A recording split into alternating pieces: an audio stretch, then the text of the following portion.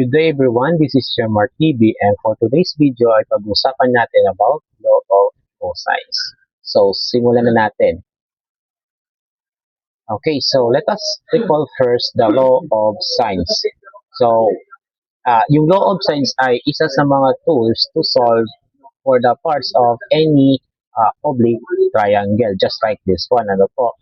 So, bale, ang formula for the law of sines ay A over sine of angle A equals B over sine of angle B equals C over sine of C. Yung small letters po na ABC ay yung sides, no, ng triangle, habang yung capital letters na ABC ay yung angles ng triangle. And uh, kailan ba natin gagamitin yung law of sines? Kapag yung given, no, yung given na parts ng triangle ay nasa ASA or SAA case, which is two angles and one side are given.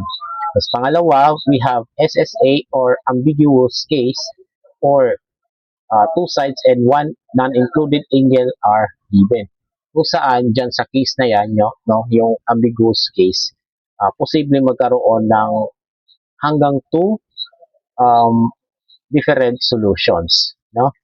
So, kung hindi pa napapanood about law of sines is mangyari na panoorin nyo muna para magkaroon kayo ng idea on how to solve a triangle by using law of sines. So, with that said, proceed na tayo sa law of cosines. So, ano bang ibig sabihin ng law of cosines? For any triangle with sides A, B, and C, and angle A, B, and C, the following relations are true. So, ito po yung formula para sa law of cosines, which is another way of solving any oblique triangle. Ano po? So, we have A squared equals B squared plus C squared minus 2BC times cosine angle A. And we have B squared is equals A squared plus C squared minus 2AC cosine of angle B, and C squared equals A squared plus B squared minus 2AB times cosine of angle C. So, sila po yung tatlong formulas ng uh, para ng sila po yung tatlong formulas ng law of cosine. So, basically, iisa lang sila ng formula, just uh, using different letters. No? Ayan po. And then, ito yung corresponding versions ng formula para sa law of cosines. So, we have cosine A here equals B squared plus C squared minus A squared all divided by 2BC. Para naman sa cosine B, we have A squared plus C squared minus B squared all over 2AC. And para naman sa cosine C, we have A squared plus B squared minus C squared all over 2AB. Bali, itong tatlong formulas na yan ay equivalent sa unang form ng formula. So, ang pinagkaiba nila guys, no, yung unang form ng formula ay ginagamit to solve for the sides of a triangle. Tapos, sa kabila naman ay ginagamit to solve for angles of a triangle. So, ayan po yung gagamitin natin to solve a triangle by using law of cosines. Okay, so kailan ba natin gagamitin naman yung law of cosines? Number one, we have SAS case, which is two sides and an included angle given, which is different doon sa cases na ginagamit to solve a triangle using law of sines. So we have SAS case, and then the other one is SSS case kung saan all three sides are given. So dito guys sa topic na ito na law of cosines, hati natin ito into two separate videos, one for each case. So sa video na ito, ang i-discuss natin ay yung SAS case. Okay? Pero illustrate natin yung SAS case and SSS case anyways, no? So, para sa SAS case, so we have this triangle. So ito po yung sample, no, sample lengths, no. So we have 5.9 centimeter on the first side and then 7.3 centimeter on the second. And then we have an angle of 44 degrees which is included sa dalawang ito, no? Kaya tinawag siyang SAS case kasi yung angle ay included, which means nasa gitna ng dalawang sides na given. Okay? And then para na naman sa isa pang case, no, as you can see, all three sides of the triangle are given. So, ibig sabihin ang hinahanap dito ay yung tatlong angles ng triangle. So, this falls under SSS case. Okay, so let's start solving the triangle by using law of cosines. So, we have the first example. So, ang given dito is angle A. So, take note kapag nakakapita yung letter, ibig sabihin angle yan, no? So, the measure of angle A is 44 degrees. Side B, small letter kasi, kaya side yan. Side B is 7.3 centimeters. And side C, 5.9 centimeters. And this is the illustration para makita natin, no? Ayan, para ma-visualize natin. Okay. Tapos, ang hinahanap dito ay yung mga sumusunod, no? Since side B and side C ang given, so, syempre ang nawawala is side A. Tapos, para naman sa angles, no? Angle A lang ang given, so ang hinahanap dito ay angle B at angle C. At ito yung formulas na pinakita sa inyo before, no? Ayan po yung formula for the law of cosines. So, pag SAS case, no, side angle side case, ang uunahin natin is isolve yung third side ng triangle since two of the sides of the triangle are given. So, isosolve na lang natin yung third side ng triangle. So, ibig sabihin, gagamitin natin yung formula na isa sa kanila, no, isa sa tatlong formulas ang gagamitin natin, no. And since ang hinahanap ay A, no, or side A, ang gagamitin natin ay yung unang formula na ito, A squared plus B squared plus C squared minus 2BC times cosine of angle A, since we're looking for the value of side A. Okay, so let us copy this one. So A squared equals B squared plus C squared minus 2BC times cosine A. Ayan. And since naka-square siya, so kukunin natin square root both sides, no? So that we have A equals, lakihan po natin yung sulat, is square root of, mamaya muna yan, B squared plus C squared minus 2BC times cosine of A. And then square root ng buong expression.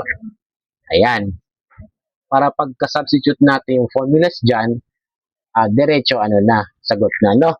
So, substituting the values here dito sa formula, we have square root of, ayan, yung B squared, bale, ang value ng B rito, or side B is 7.3, ayan, 7.3, then squared plus C, which is 5.9 squared, minus 2 times 7.3 times 5.9 kasi B times C yun yan, 7.3 times 5.9 times cosine of angle A. So, ano yung angle A?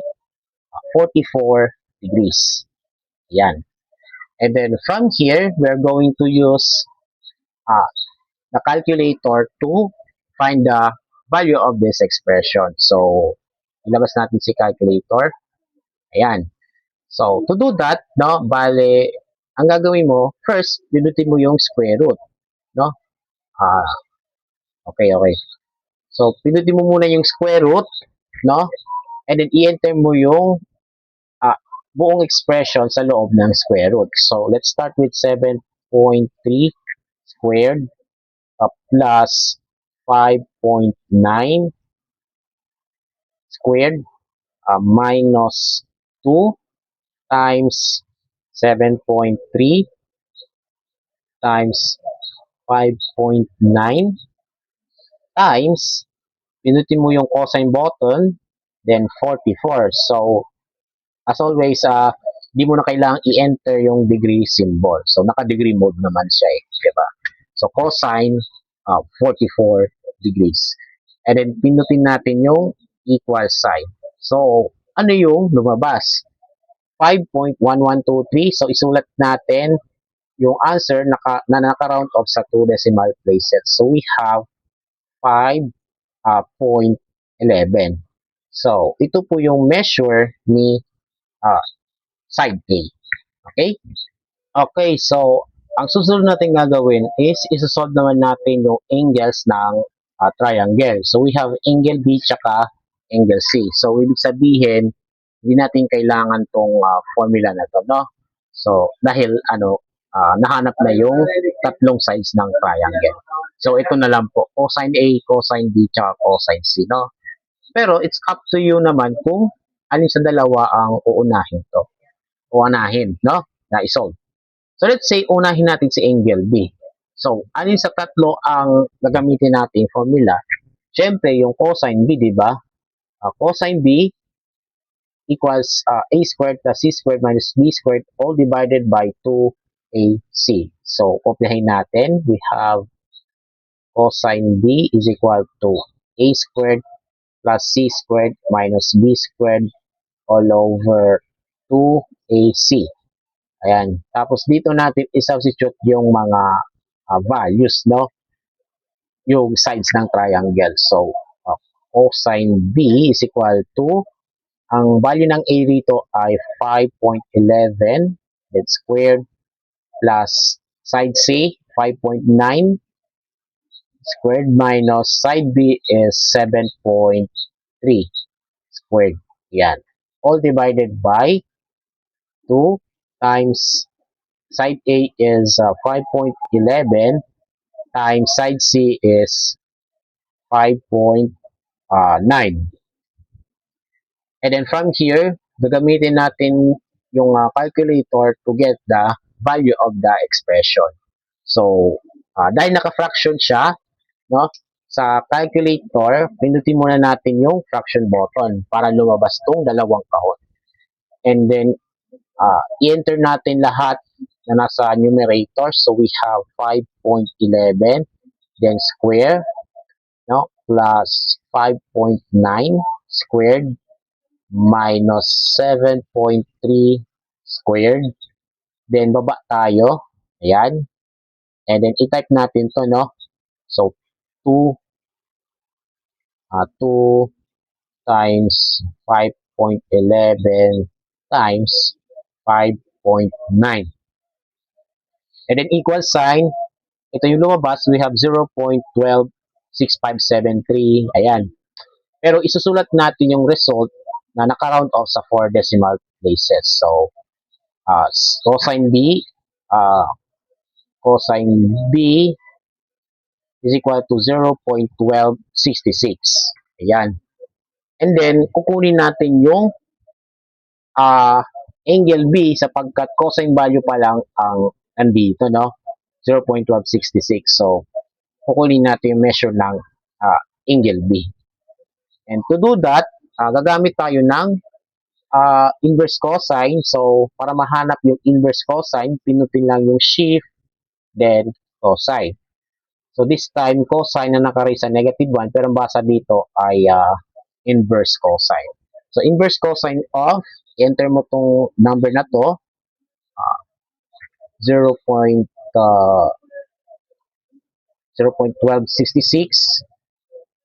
then equals 82.726. So, ayan po yung degree measure niya. So, naka-round off siya sa 2 decimal places. Kaya, 82.73 degrees.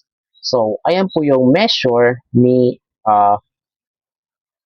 angle B. Ayan.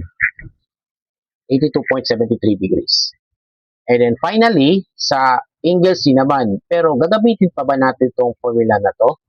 Pwede naman natin gamitin ng formula, but we have already solved two angles, no? So we have angle A here, and we have angle B here. So ang nawawala na lang is angle C. And we use the fact na yung sum ng angles ng triangle ay 180 degrees. So ang gagawin natin, i-add natin itong dalawa, 42 tsaka 82.73, and then i-subtract natin from 180. So sa angle C po, we have 180 minus the sum of these two. 44 plus 82, no? 82.73. Ayan.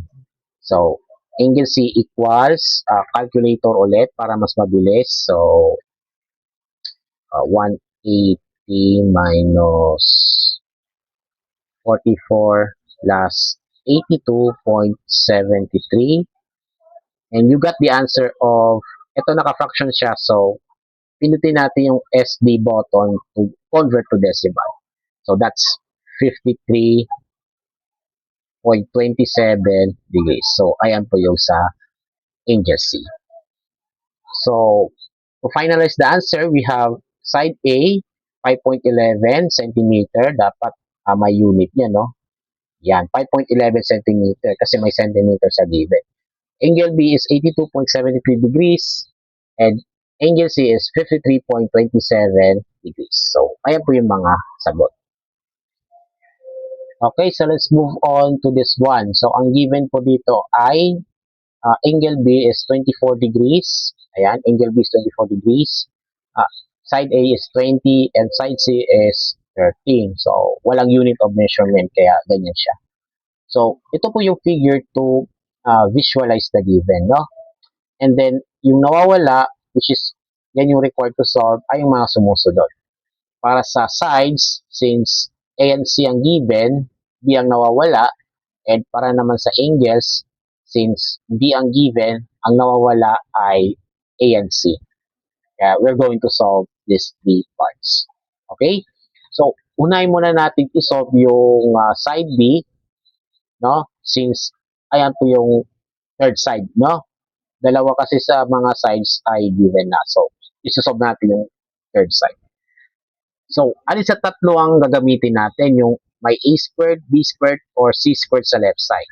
So, of course, ang gagamitin natin ay yung B squared, no? So, B squared equals A squared plus C squared minus 2AC times cosine B. So, kopyahin natin yung formula. So, we have B squared equals A squared plus C squared minus 2AC cosine of B. Ayan.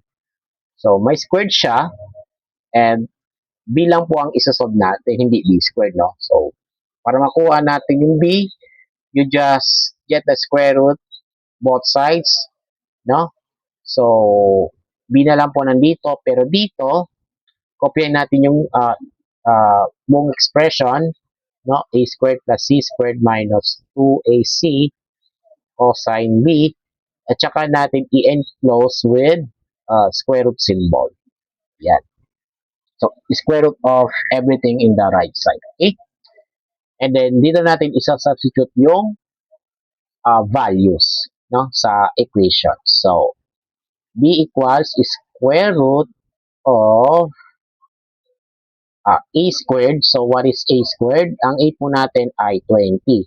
So, 20 squared plus C squared. C is 13 minus 2 times A, which is 20, times C, which is 13, times cosine of angle B na 24 degrees. Ayan. And then from here, gagamit tayo ng calculator to calculate the expression. So, idiretso natin, no? Bale, i-type natin yung buong expression. So, we have this one.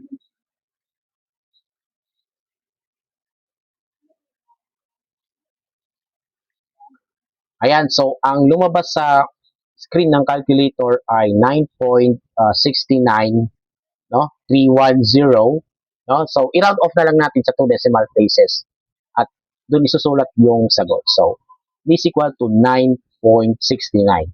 So, ayan po yung value ni side B, 9.69. Okay, so ngayon na-solve natin yung tatlong sides ng triangle. So, we don't need this formula anymore. Okay? So, angles na lang po ang hinahanap. Angle A and angle C. So, unahin natin isolve si angle A, no? So, alin sa cosine A, cosine B, tsaka cosine C ang gagamitin natin? Siyempre, yung cosine A, di ba? So, kopyahin natin tong formula na to. So, we have cosine A is equal to B squared plus C squared minus A squared all over 2BC. Ayan. And then, dito natin i-substitute yung mga values, no? So, cosine A is equal to, side B is 9.69 squared plus C is 13 squared minus A is 20 squared all over 2 times B is again 9.69 times C is 13. And then from here, gagamitin natin yung calculator to get the value of cosine A. So yeah, diretso na lang natin, no? Just like before.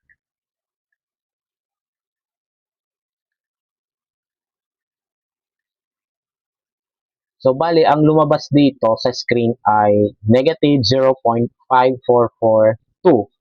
So naka-round off na yun sa 4 decimal places. So, no?